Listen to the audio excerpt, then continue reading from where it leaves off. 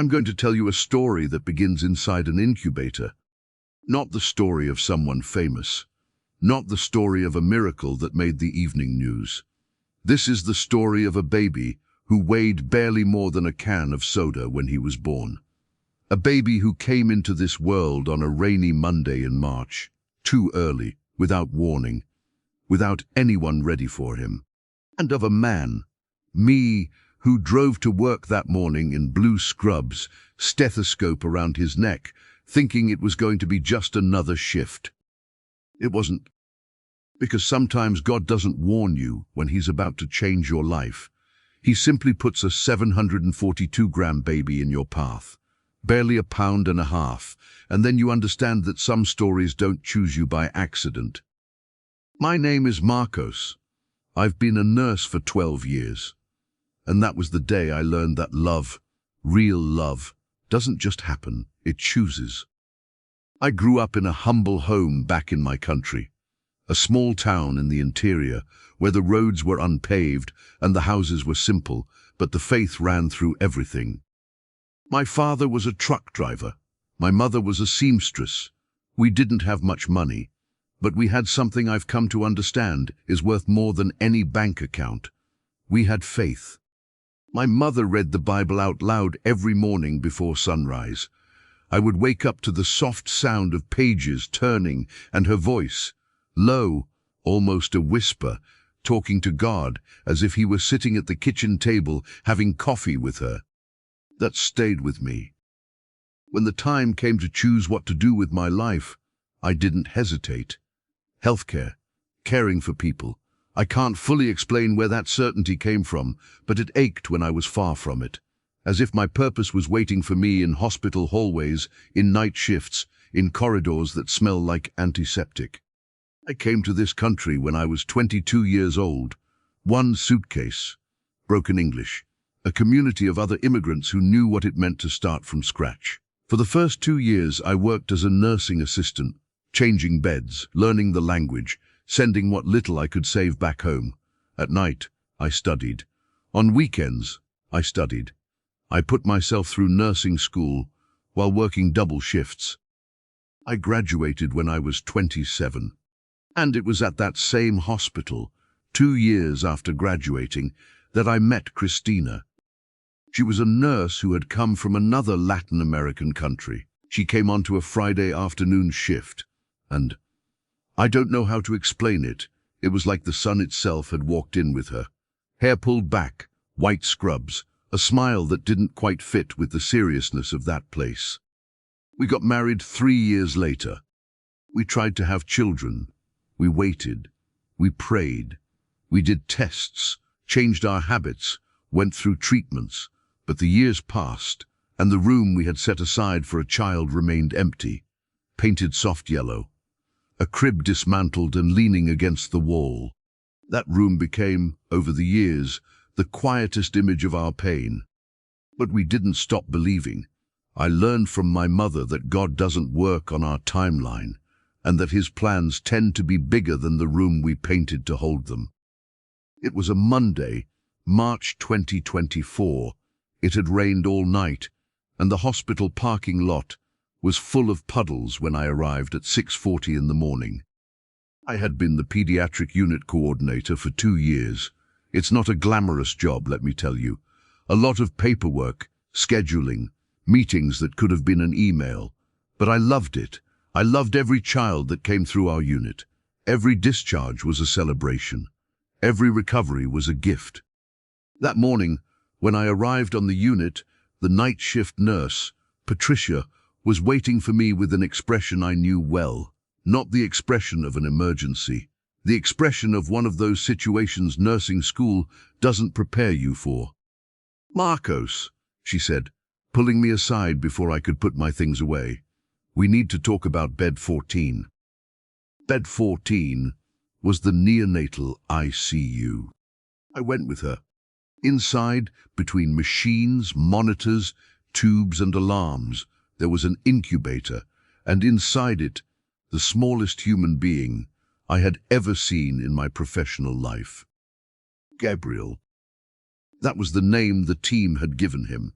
because the parents, when they had come, hadn't given him any name at all.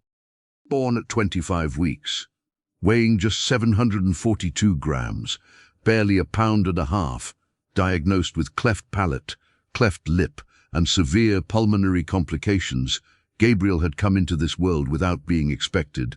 Not like that. His mother was a 17-year-old girl who had hidden her pregnancy. His father, a 19-year-old boy who had barely known he would be a father. Both of them scared, both without resources, they signed the initial paperwork and vanished. A social worker had been trying to reach them for weeks. Nothing. Gabriel was alone in the world and fighting to stay in it. I walked closer to the incubator and looked at that tiny baby, eyes closed, chest rising and falling with the help of a ventilator, fingers the size of grains of rice, a thin tube in his tiny nose, a bandage on his arm where an IV catheter disappeared under the skin. I'm 36 years old. I've lost count of the shifts I've worked. I've seen things that made me ask God where he was in that moment. I've seen miracles that made me cry on the bathroom floor of a hospital without being able to stop myself. But this was different. It wasn't just the fragility of the baby that hit me. It was his loneliness. That incubator had no toys beside it. No little notes stuck to the glass with hand-drawn hearts. No tiny shoes hanging nearby. The other incubators in the ICU had all those things. Parents who brought photos, who played soft music, who spent hours with their hand through the small opening just to feel their baby's skin. Gabriel's incubator had none of that. Just him.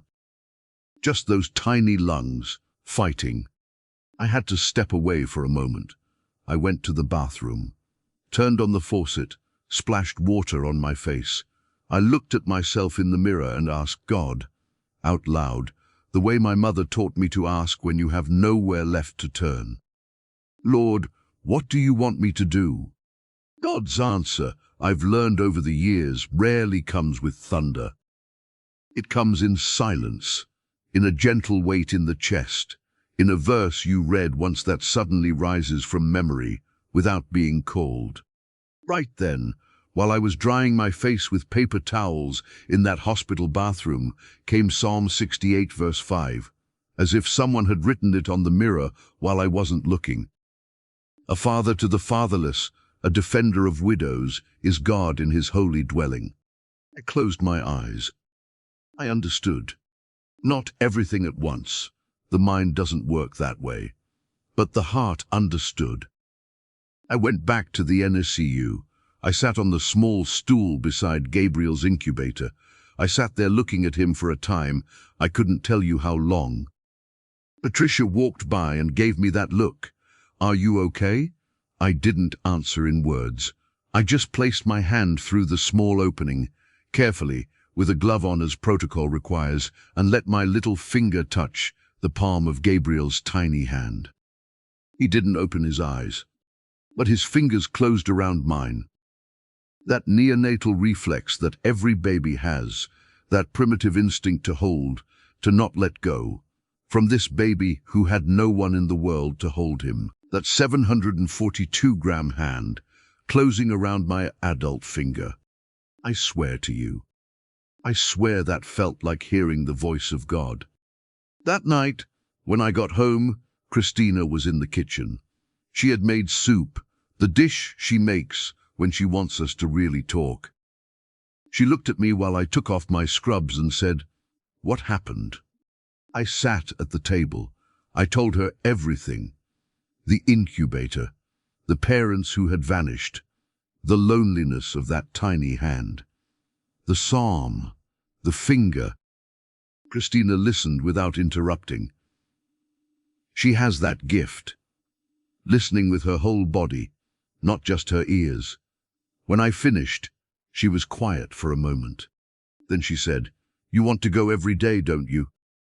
It wasn't a question, it was a confirmation. "Yes," I said. She nodded, got up, served the soup, and said something that settled inside me like a seed. "Marcos, Sometimes God doesn't give you the child you ask for. He puts in your path the child you're going to choose. I couldn't respond. I just reached across the table and held her hand. From that day on, I started every shift by stopping at the NICU. It wasn't in my job description. It wasn't a requirement of my role. It was a choice.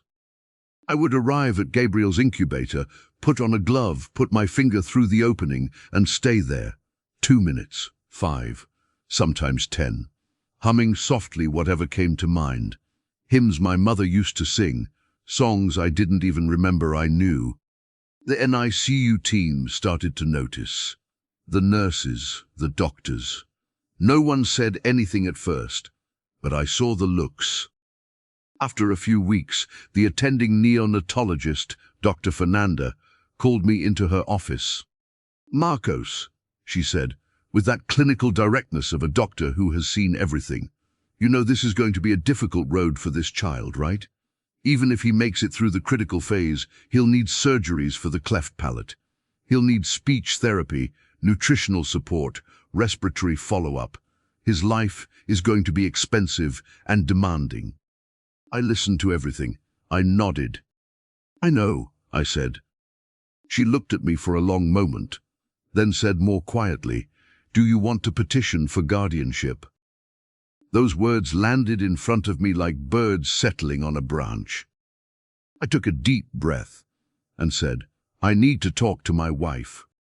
That night, Christina and I sat on the couch. No TV, no phones, just the two of us. I looked at her and said, "Chris, I need to tell you something, and I need you to answer from your heart, not from your head." She nodded. I told her about the conversation with Dr. Fernanda, about the possibility of petitioning for guardianship, about the surgeries that would come, about what that would mean for our lives, our routine, our finances. "I know it's not easy," I said. "I know it's different from what we planned. I know it's going to demand everything from both of us. But when I put my hand in that incubator, Chris, I feel God telling me that boy is ours, that he was placed there for us." Christina was quiet for a long time. Then she got up, walked down the hallway, opened the door to the soft yellow room, stood there looking at the dismantled crib leaning against the wall. She stayed like that for about 3 minutes, her back to me, and I said nothing. I just waited. When she turned around, there were tears running down her face, but she was smiling. "Let's put the crib together," she said. "But here, I need to be honest with you, because this story wasn't a straight line of blessings.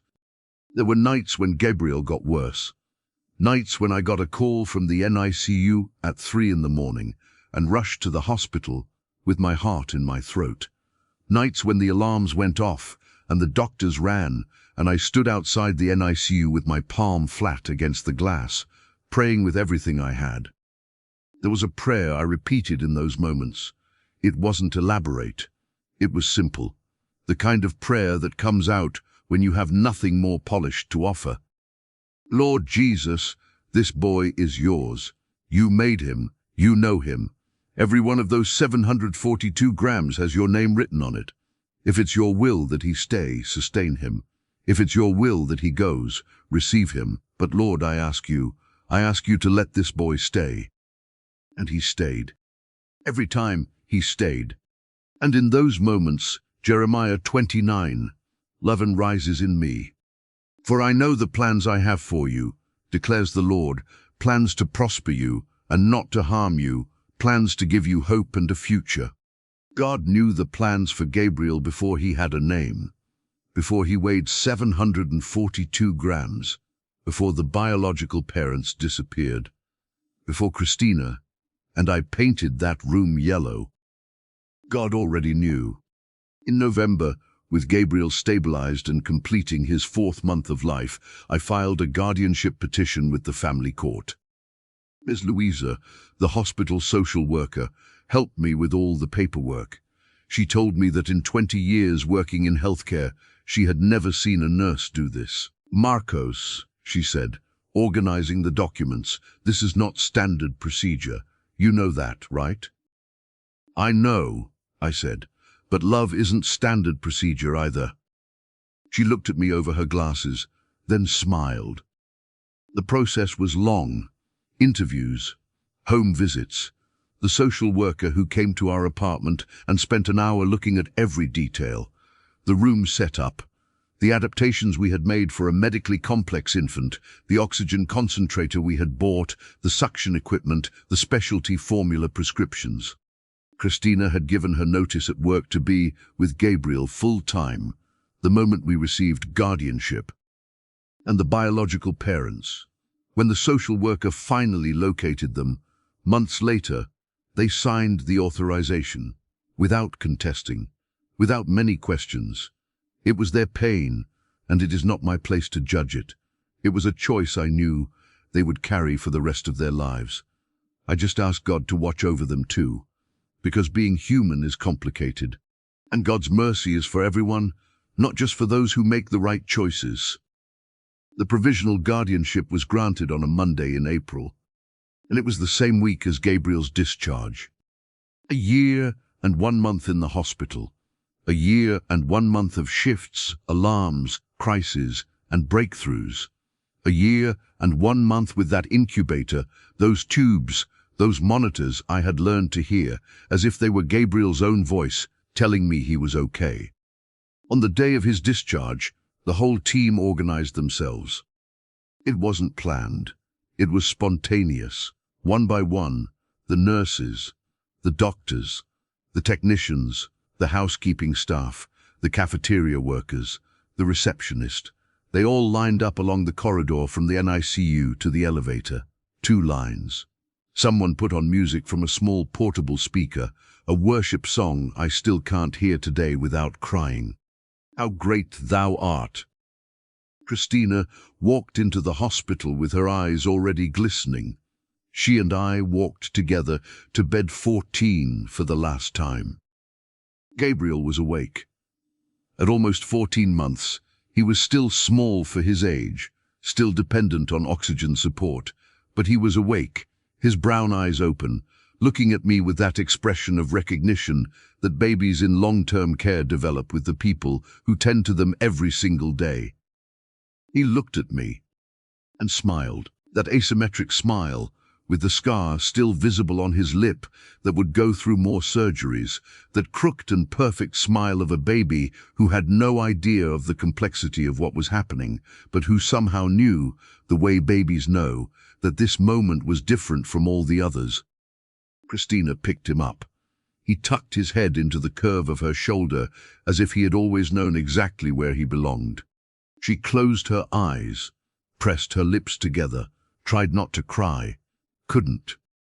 Neither of us could. We began to walk down the corridor, and when the corridor of staff opened around us, the applause, the balloons, the smiles wet with tears, how great thou art, filling that hospital hallway with a sound it had never heard before. I had to stop. I leaned against the wall, and I cried. The kind of crying a man does when he stops pretending he's okay. Shoulders shaking, hand over my face, crying that was so many things at once. Gratitude, relief, a love I didn't know could fit inside me, stored for a full year inside that incubator, waiting to be claimed. Patricia, the nurse from that very first morning, came over. She hugged me. She didn't say anything. Sometimes the hug is the most complete prayer there is. The first weeks at home were the most intense of my life. And I've been through a lot. Christina would wake in the middle of the night to check Gabriel's oxygen saturation. We had monitors in 2 rooms. The oxygen concentrator made a soft background hum that became the music of our home, that gentle sound that said, "He's okay, he's breathing, he's here." I went back to work after 2 weeks. But everything was different now. When I walked into the NICU as coordinator, I looked at those incubators through different eyes. I saw those families arriving with that devastated, terrified look, and I was able to get closer, sit beside them, and say, "I know what you're feeling. Stay here. Stay present. He feels you. Because Gabriel felt it. I know he did. Science says that family presence changes clinical outcomes in premature infants. Stress decreases, oxygenation improves, weight gain accelerates. Science says that. But I would put it differently. Love is medicine. Love is treatment. Love does what no feeding tube can do alone. And here comes the Gospel of John, chapter 15, verse 13. Jesus said, "Greater love has no one than this, to lay down one's life for one's friends." Love that gives, that surrenders, that doesn't calculate the cost before deciding. That was the love Christina showed when she left her job without hesitation. That was the love the hospital team showed when they formed that corridor. That was the love Dr. Fernanda showed when she asked that careful question in her office.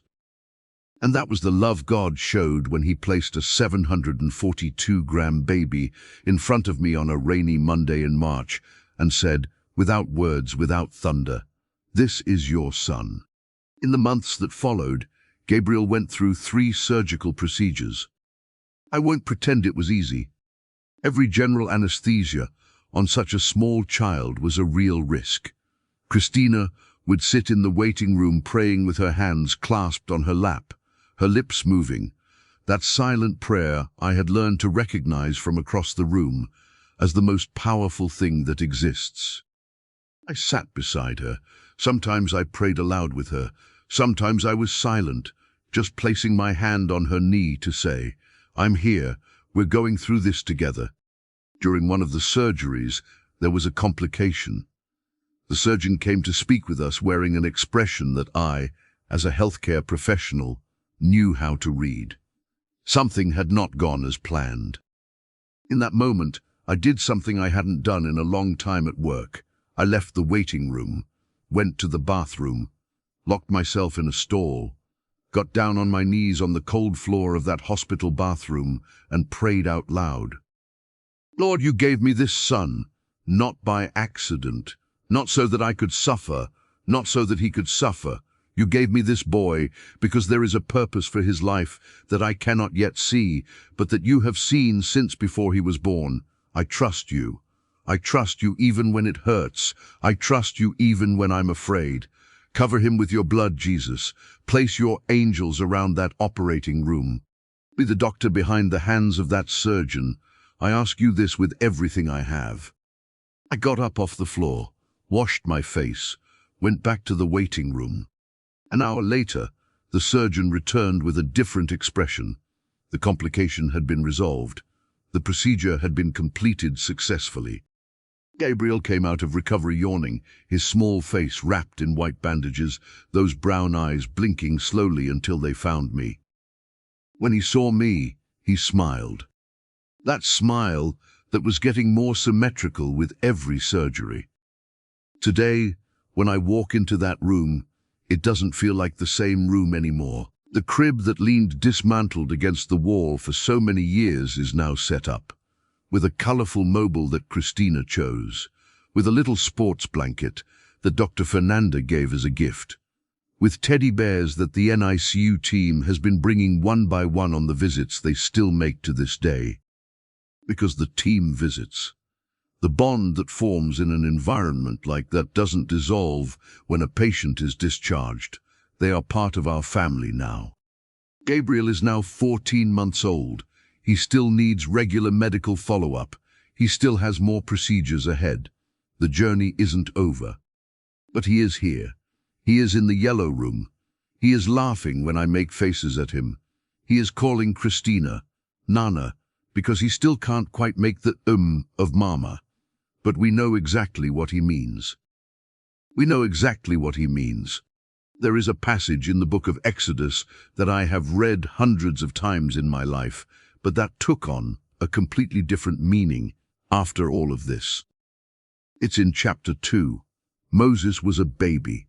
His mother Jochebed, desperate, knowing that Pharaoh had ordered the killing of Hebrew male infants, does something that seems like madness.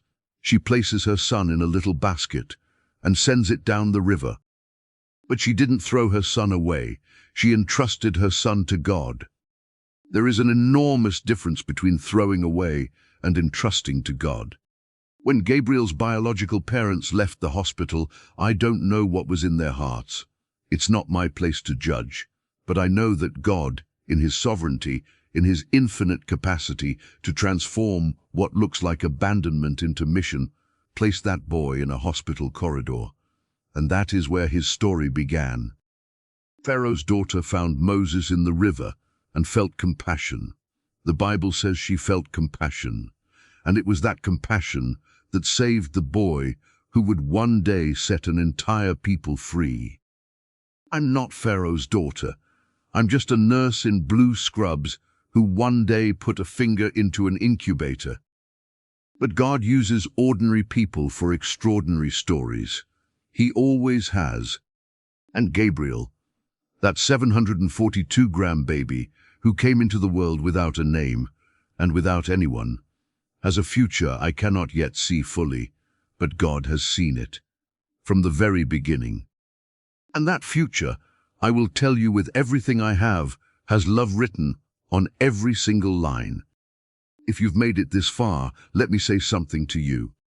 Maybe you're going through a wait that seems like it will never end. Maybe the yellow room in your life has been empty for too long. Maybe you've prayed so hard for something that hasn't come yet, that sometimes you wonder if God is still listening. He is listening. More than that, he is preparing. Gabriel's story didn't begin when I found him. It began long before, in God's knowledge of every life that would ever come into this world. Every one of those 742 grams was thought through, was permitted, was wrapped in a purpose that no baby, no nurse, no doctor, no social worker could have orchestrated alone. God is the father of the fatherless. God is the defender of the small. God is the healer who steps in where doctors reach their limit. God is the love that chooses when no one else chooses. And if you are feeling like the child in the incubator today, too small, too alone, with tubes and alarms all around you, unable to understand what is happening in your life, know that there is a hand coming toward the opening of that incubator. It is the hand of God, and it will not let go. Comment down below, I believe, if you trust that God has a plan for your life, even in situations that seem impossible. Share this story with someone who needs to hear that they are not alone. And if you haven't subscribed to the channel yet, subscribe now and hit the bell, because every week we bring stories like this one, real stories of faith, miracles, and a God who has never abandoned anyone. May the Lord bless you and every person in your family. Amen.